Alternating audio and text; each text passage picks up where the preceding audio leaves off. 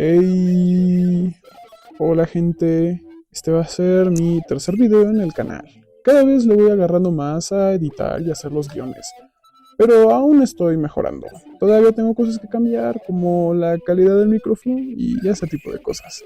Mientras tanto, quisiera agradecer a las personas que ven estos videos, que dejan un like o que se suscriben. De verdad estoy muy agradecido con todos ustedes. Aprecio mucho cada visita y suscripción. Si son nuevos y este es el primer video que ven, consideren suscribirse. No soy muy regular en los videos largos, pero subo shorts en inglés constantemente. Bueno, no más rollo. Este va a ser un video más tranquilo, antes de mi siguiente video, para variarlo un poco.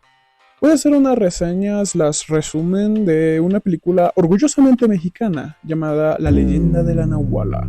Esta va a ser una reseña más amable que mis dos anteriores, por dos razones. Uno, es una película hecha por un estudio bastante pequeño mexicano, con poco presupuesto y por lo tanto muchas limitaciones. Y dos, es un producto mexicano de animación. En parte es mi sueño llegar a ese punto, así que eso va a influenciar en cómo veo la película. Desde ahora lo voy advirtiendo. Eso no quita que destacaré mis puntos menos favoritos y ciertas críticas que le tengo. Revisé en qué año salió esta película de mi infancia y ¡oh por Dios! Es casi toda mi vida. Ay, recuerdo cuando la teníamos en DVD, cómo cambian las cosas. En fin, la vida tiene que seguir, así que iniciemos esta película. Comenzamos con tremenda canción de introducción. Nunca había notado que toda esta historia sucede en 1807. Con razón todavía había en españoles. Bueno, vamos al lugar. Hay un condenado ciego falso. Y desde aquí vemos las primeras señales de que la Nahuala está cazando Puebla, que es donde sucede esta historia. Pasamos a Nando contándole a Leo, nuestro protagonista, sobre la leyenda de la Nahuala, que narra como un nahual, el cual es, si no me equivoco, parte de mitología de varias culturas nativas de México. Lo que yo he investigado de nahuales es que eran un tipo de chamanes con la capacidad de transformarse en animales, quitándose la piel que tenían para mutar. Es un poco grotesco, pero tiene cierta belleza. No siempre eran buenos, no siempre eran malos, pero específicamente en esta historia, el nahual que acechaba a Puebla sí era malo, y más como un tipo de demonio, al menos en esta historia. Desde aquí nos mencionan que el nahual poseyó a una mujer inocente, que nunca nos dicen su nombre real, y nos muestran las primeras escenas de terror combinadas con humor. Desde aquí vemos una tendencia de personajes masculinos mirando muy antojosamente a personajes femeninos. Esto no envejeció tan bien. Pasamos a que Leo se meó del miedo por la historia que le contaba Nando. Nos muestran su dinámica donde Nando le hace bullying a Leo y eso le ha provocado un problema de al habla y el ser muy cobarde. Vimos los créditos en una secuencia bastante creativa con buena música. Disfruto mucho de la banda sonora de esta película. Nos muestran que los papás de Leo y Nando fallecieron hace un tiempo indeterminado y quien los está cuidando actualmente es la abuelita, Toñita. Nos enteramos de este fallecimiento porque están festejando el Día de Muertos, que se ha vuelto la celebración de México más conocida de todas las posibles celebraciones que hay en este país. Toñita le asegura a Leo que tiene un alma valerosa en el fondo, por más que Nando insista que no. Mi Leo, eres igualito a tu papá cuando tenía tu edad. ¿En serio, abuela? Pero mi papá no era un miedoso como el chisguete. Ay. Dentro de Leo hay un alma valerosa y heroica. Nando hace una broma de la Nahuala. ¡Uy, la Nahuala! Fernando San Juan, de la Nahuala no se habla en esta casa. Solo estaba jugando. Y nos dejan pistas que el tema de la Nahuala es un tema sensible para Toñita. Seguimos con el personaje de Dionisia, que me incomoda cómo la escribieron, porque siento que es el estereotipo de la nana excesivamente alegre y muy en su pedo, y simultáneamente la sexualizaron mucho en esta película. Esto sí es de esas cosas que nunca me agradaron de la película desde que era muy pequeño, el cómo retrataron al personaje de Dionisia. En fin, está al cargo de preparar los panes de la panadería que tienen de la familia de Leo.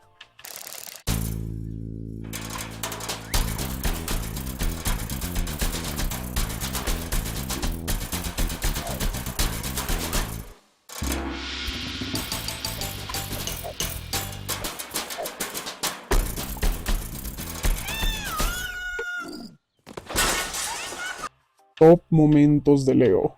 Dionisia le avisa que tiene que ir a ayudar a la misa. Ahí Nando aprovecha para aterrorizarlo con que una abuela se veía extraña. Y Leo le vuela accidentalmente un diente al padrecito. Y como que no importa después, el padrecito está muy chill que le rompieron un diente. Cuando la abuela extraña se acerca para recibir la oblea, y disculpen si no son católicos, pero no me voy a poner a explicar a qué me refiero con esto. Simplemente que por el miedo, Leo le levanta la túnica al fray y se le ven los calzones enfrente de todos. Una señora se desmaya por tremenda imagen y todo se va a la ñonga a partir de ahí, todos empiezan a tirar. El del piano sigue tocando, mi bro lo dio todo para tocar una música con el momento hasta que se murió. El fray de nombre Godofredo le cuestiona a Leo por qué actuó así, y Leo le cuenta que Nando le habló de la leyenda. El fraile le asegura a Leo que la nahuala ya no está presente, y dice algo que me parece muy curioso. Escúchame bien, Leo. La nahuala fue una mujer muy malvada que vivió hace mucho tiempo, pero ya está muerta y no puede hacerle daño a nadie. Y es que dice que fue una mujer muy malvada, cuando según nos cuenta Nando y más tarde confirman porque ellos conocieron al espíritu del nahual, la tipa solo está poseída, ella no es mala, está siendo controlada. Es solo un pequeño detalle. El fraile le muestra a Leo un globo aerostático que servirá para más adelante. Hay algunos chistes que sí me dan genuinamente risa. El humor de esta película es especial y puede o no cachar. Y no sé por qué el fray tiene pájaros en su estudio. Conocemos a Santos, el cual es un simple presunto vendedor de dulces. Después de que unos niños se burlen del tartamudeo de Leo, Santos le regala una galleta. Leo le pregunta si cree en la nahuala y este dice que no, que solo es una leyenda. Pero para darle valentía a Leo, le va a dar un regalo, es un amuleto, se llama el medallón de Miquistli. Ok, esto es un spoiler, pero tengo que decirlo desde ahora porque cuando era pequeño no entendía que Santos era malo hasta el final, que estaba jugándole una trampa a Leo y aprovechándose de que el niño lo admira y en general que este personaje, ahora que vi la película de adulto, me enfurece muchísimo, me cae muy mal y su resolución es insatisfactoria. Eso sí, es muy triste como todos parecen aprovecharse o tratar mal a Leo en esta primera película, me da mucha pena. Leo va con Dionisia para contarle que Santos le mostró fuegos artificiales y Dionisia aprovecha para mandarlo a que entregue un pedido a esta última hora.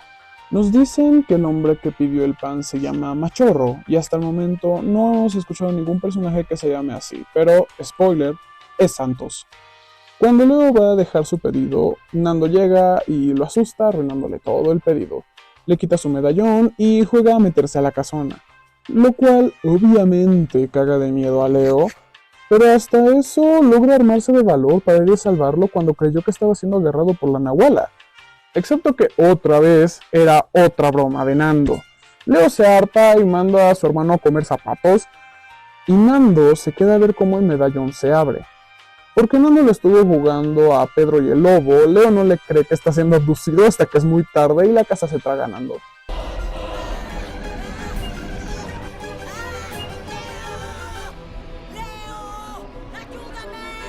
No sé si los cánticos de esta escena se escuchaban para Leo, pero pues no los escucha, no voltea a ver hasta que ya es muy tarde. Regresa a la casa y esta escena que pasa concluí que es bastante inútil para la trama en general, porque Leo reflexiona que no le puede contar a su abuela porque siempre ha sido muy reacia a tocar el tema, y después Dionisia lo llama a él y a Nando para que bajen a cenar. Es una escena chistosa donde Leo tiene que pretender que es Nando, pero en el fondo no aporta mucho. Supongo que demostrar que Leo es rápido y puede actuar como su hermano si se determina, pero en el fondo no aporta mucho y no tiene tanto sentido que esto suceda, rompe bastante el ritmo de la película. Eso sí, no sé dónde está Toñita, pero aparentemente se tarda demasiado en el trabajo. Y para estar bastante traumada con este día y tener miedo de que sus hijos tengan algo que ver con la casona, creo que había mejores formas de sacar a Toñita de la casa sin que se viera que no le importaba así de tanto el tema. Al final, Leo recurre al fraile y le cuenta lo que le pasó a Nando. El fraile y Leo investigan sobre el medallón que tenía, y el fraile le cuenta más a detalle lo que pasó con la nahuala. ¡Vamos ya! La nahuala estaba lista para llevar a cabo su plan. Con el medallón de Miquistli, arrebataría el alma a 3 inocentes niñas para permanecer joven y ser eterna y poderosa. Ellas eran Xochitl, una empleada doméstica de la casona, Teodora, hija única de los Villavicencio, y Toñita San Juan, amiga de Teodora. Aquí nos enteramos que entre las niñas que la Nahuala iba a usar para su sacrificio estaba la abuela de Leo, y que por eso está traumada justificadamente con el tema. Esto mete problemas de edad, en mi opinión, porque Toñita se ve mucho más vieja de lo que probablemente es, lo que también se podría explicar con todo el trauma que vivió y que eso le jodió la salud muchísimo. Esa vez la Nahuala no logra completar su ritual, pero termina apoderándose de toda la casona. Todos tuvieron que salir y clausurar el lugar. El único que parecía tremendamente adolorido por todo esto era su hijo, es decir, Santos, esto es un spoiler, pero es Santos, quien llora porque quería de regreso a su mamá. Esto será más importante para más adelante. Godofredo tenía la intención de regresar a Leo a su casa, pero escuchan a Nando llamando a Leo desde la casona, y Leo termina adentrándose para salvarlo. Godofredo ve a Santos a lo lejos y lo persigue para cuestionarlo de dónde sacó el medallón. Sale mal para Godofredo y Santos lo termina secuestrando. Aquí es donde Godofredo menciona que el nombre de Santos es Machorro, y sabemos entonces que él fue el que hizo el pedido para engañar a que Leo entrase a la casona.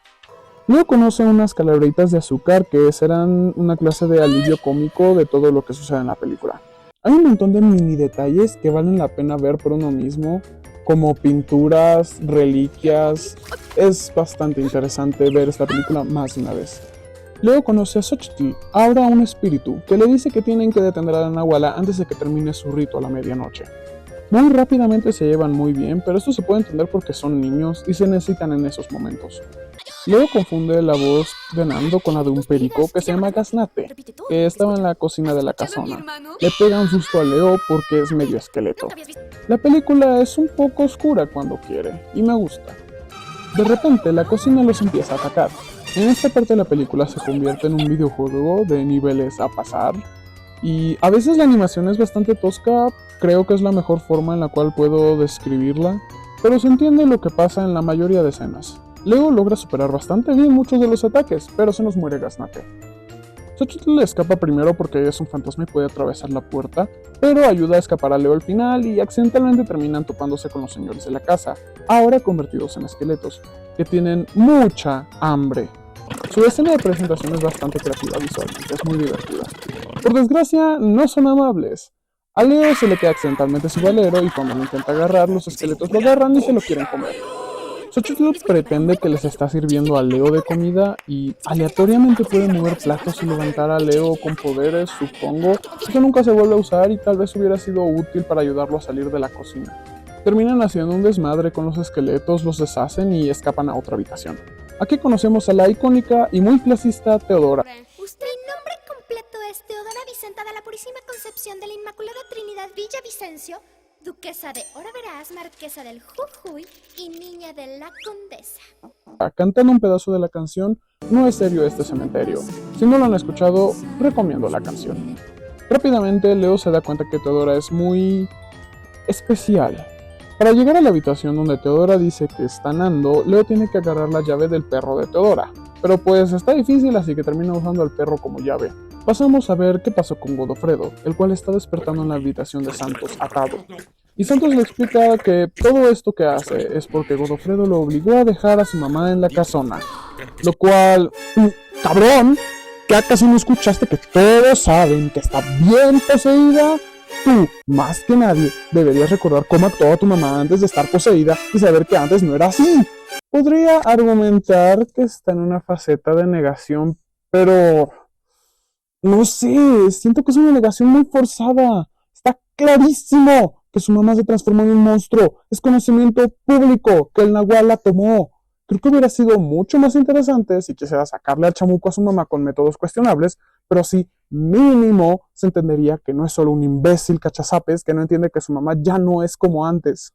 Mientras daba su discurso de villano y buscaba los cuchillos en otra habitación, el pianista que casi se muere libera a Godofredo y pues huyen. Es que Santos es un...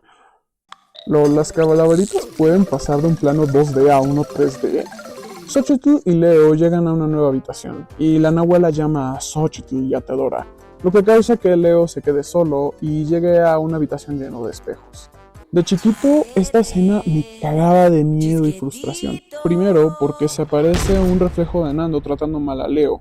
Lo subestima constantemente, recordándole todo el daño que le ha hecho, hasta que en cierto punto, Leo le pone un freno. La habitación se vuelve roja y se revela que en uno de los espejos, la Nahuala está agarrando a Nando. Le propone que no rescate a su hermano, porque no vale la pena, porque lo ha maltratado por años. Le dice que huya como un cobarde, cosa que Leo ha demostrado no ser durante toda la película. Por lo tanto, toma la decisión de quedarse por su hermano. Me quedo a rescatar al insoportable de mi hermano.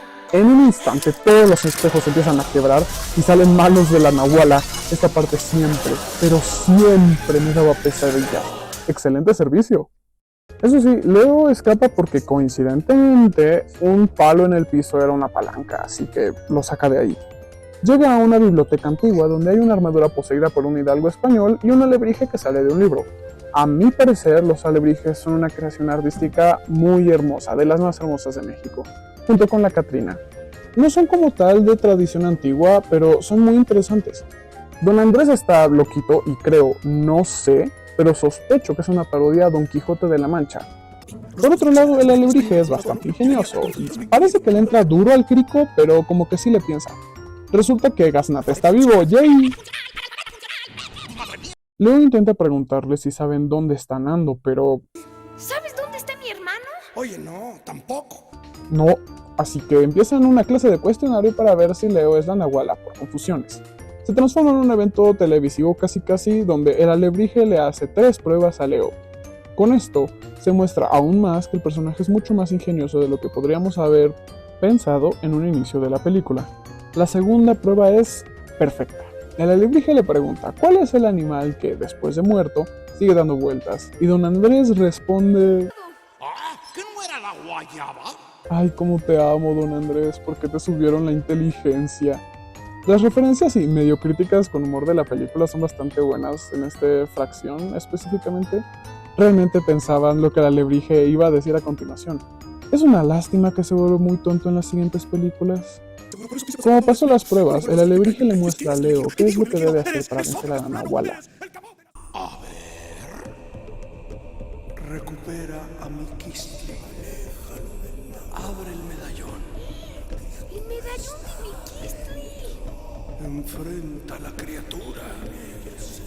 Destruye el mal. Con esta nueva información, Leo se aventura a vencer a la Nahuala de una vez por todas.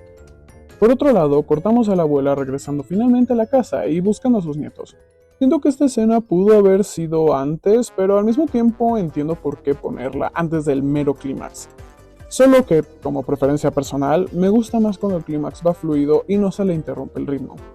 Cuando Toñita no encuentra a sus nietos, asume lo peor y se dirige a la casona junto con Dionisia. Por su lado, Leo va por lugares muy extraños de la casona, parece una mazmorra más que nada, y termina cayendo por un túnel que lo hace llegar directamente donde está la Nahuala envuelto en telaraña, lo cual me hace pensar que ese túnel estaba puesto como una trampa, pero pues nunca se explica. La Nahuala decide que mejor usará a Leo para su ritual porque necesita almas valerosas. A ti, nada más te voy a matar porque me caes muy mal. Mi bro no se salvó de ninguna forma. Toñita y Dionisia llegan a la casona justo cuando el ritual ya está iniciando. Como ninguna es muy rápida, tendremos que ver cómo les cuesta llegar. Por azares del fanservice, Dionisia se queda trabada y Toñita es la que va a salvar a sus nietos. El camino que recorre Toñita para llegar hacia la Nahuala fue mucho más rápido, y supongo que tiene que ver con que ella sí conoce la casona y por lo tanto no dio tantas vueltas como Leo sí las dio. Luego, en ese mismo momento llega Santos y tumba a Toñita. Nando se ve muy inútil en esta parte porque ya está liberado y aún así no hace nada, solo se lamenta. Cuando la Nahuala ya está iniciando realmente su rito con la luna en su punto más alto, llegan Godofredo y Francis bloqueando con el globo aerostático la luz de la luna. Santos va a derrumbarlos como favor hacia su madre que... no lucharé más con este personaje por el momento. Les tumba el globo y solo vemos a Godofredo. No vemos dónde cayó Francis, así que asumiré que murió. Por un instante parece que Santos mata a Godofredo con un fuego artificial, pero resulta que solo le quemó el poto. La Nahuala, con todo y todo, prosigue y se traga el alma de Xochitl y Teodora. Y para cuando iba a llegar a Leo, el Fray entra al lugar rompiendo la ventana. Voluntariamente la Nahuala se detiene a maldecirlo por interrumpirla porque no hay nada realmente bloqueándola. El Fray no cayó encima de ella para tumbarla. Tenemos un momento de pelea entre Santos y el Fray. Es chistosa, pero también rompe la tensión. Y entiendo, es una película para niños. Ya cuando la Nahuala reanuda el asunto, el Fray interviene lanzándole el cráneo de Tezcatlipoca, que es una de las claves para que Leo logre terminar esto. El espejo del cráneo le devuelve el golpe de poder a la Nahuala y en general le pega a todos.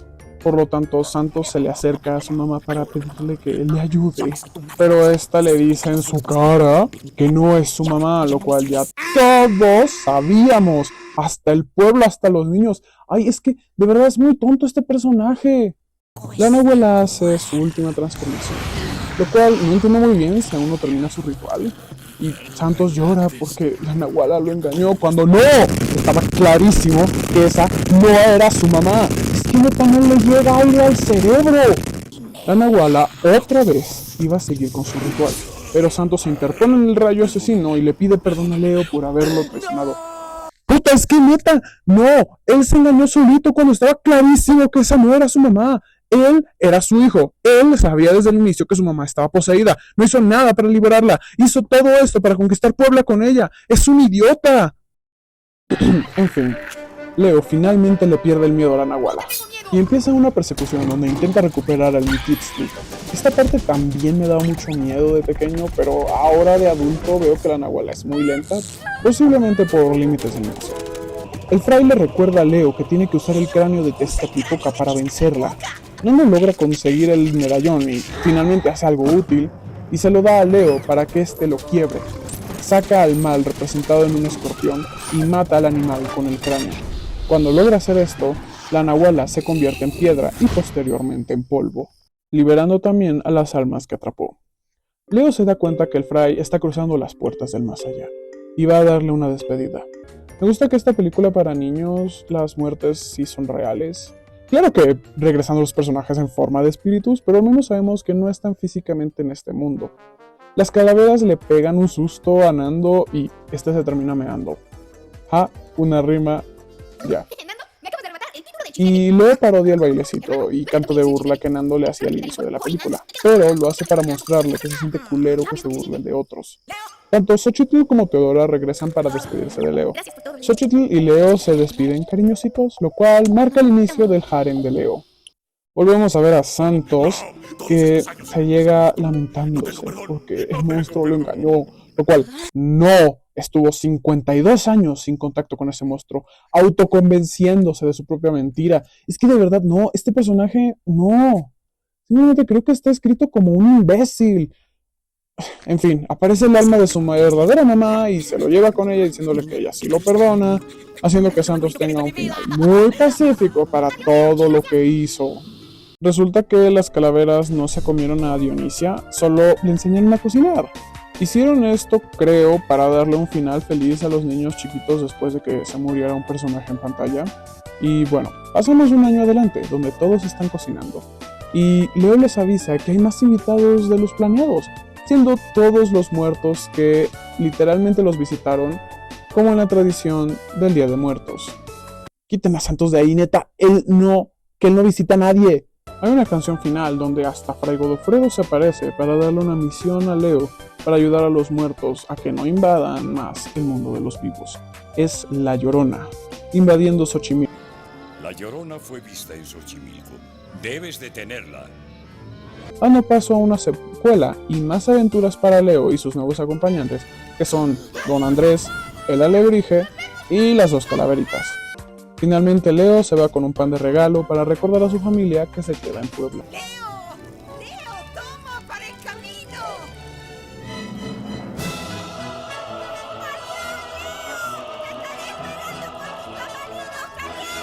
Esta es una película que, como ya mencioné, yo la veía de pequeño y fue de las primeras películas de terror infantil que conocí, y especialmente de México. Con todo eso de sus limitaciones, esta película tiene muchos méritos a resaltar. Su protagonista, Leo, tiene un crecimiento de personaje muy marcado. de tener miedo, ser reservado, tener tartamudeo por el bullying, pasó a ser un niño valiente con la capacidad de afrontarse a lo que venga por los que más ama, de demostrar las habilidades que siempre estuvieron en él ocultas por ese miedo. Desde el inicio nos muestran que Leo tiene más habilidades de las que no muestra nadie, tal vez por pena, porque se van a burlar, pero conforme se va desenvolviendo la película, va demostrando que siempre tuvo la capacidad de hacer mucho más de lo que sus miedos le permitían, que sus habilidades siempre estuvieron ahí. Siempre fue muy bueno con el valero, que, si no lo conocen, es un juguete que requiere bastante precisión y control, puesto que el no saber usarlo puede causar varios moretones. Igual, voy a ser lo más amable que pueda con esta película, pero creo importante resaltar sus puntos débiles, que son principalmente el personaje de Santos, el desenlace y algunos personajes secundarios.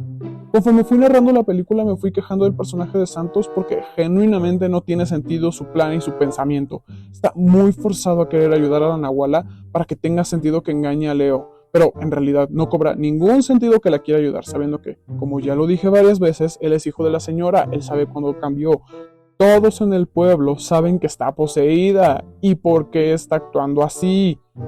Él solito por 52 años, sin que nadie le dijera, sin la Nahuala susurrándole mierdas al oído, se autoconvenció de que su mamá era la Nahuala. Es un villano muy forzado con motivaciones tontas. Pudieron haber sido ligeramente distintas y creo que arreglaría la mayoría de sus problemas. Dije que sí, tal vez estuviera intentando curar a su mamá con métodos cuestionables, tal vez intentando que proceda el ritual para después intervenir, pero tal vez le sale mal la jugada, probablemente serían más entendibles sus acciones.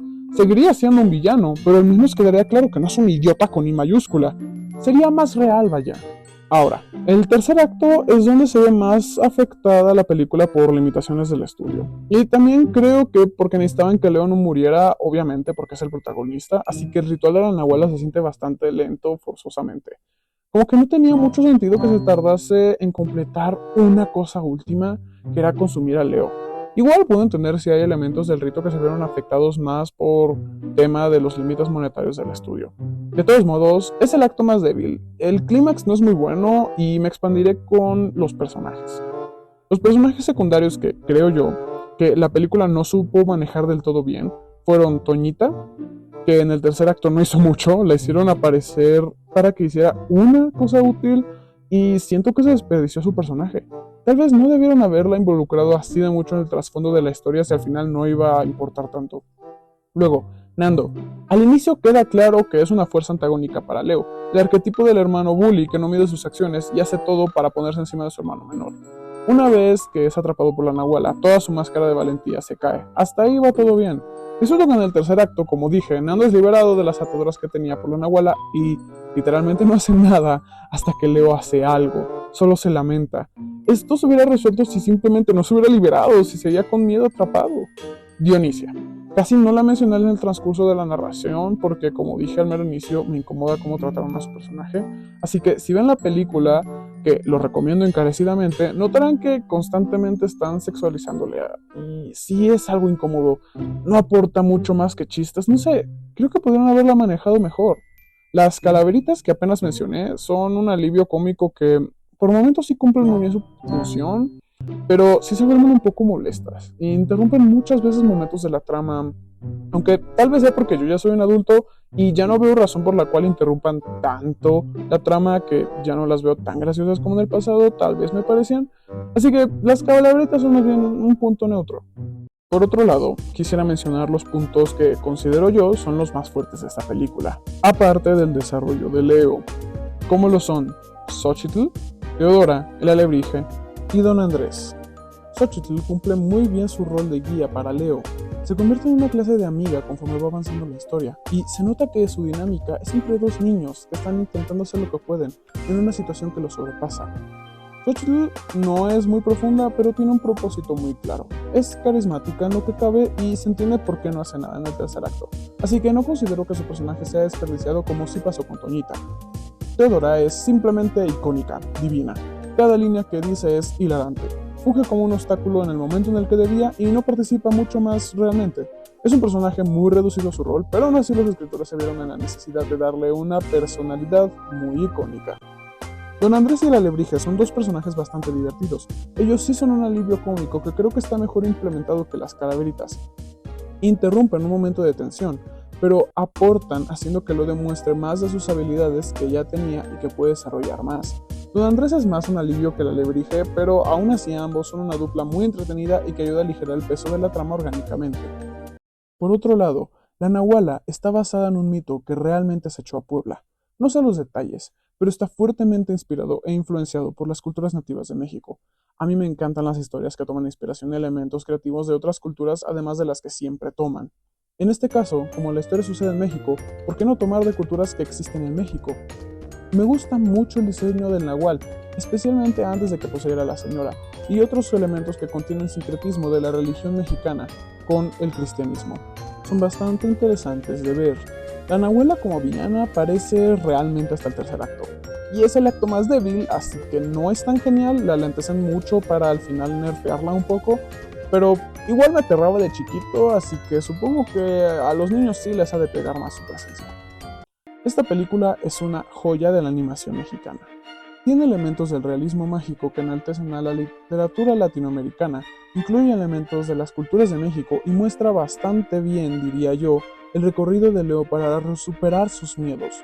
La recomiendo muchísimo. No es la mejor animación, pero se aprecia lo que se hizo con lo que se pudo.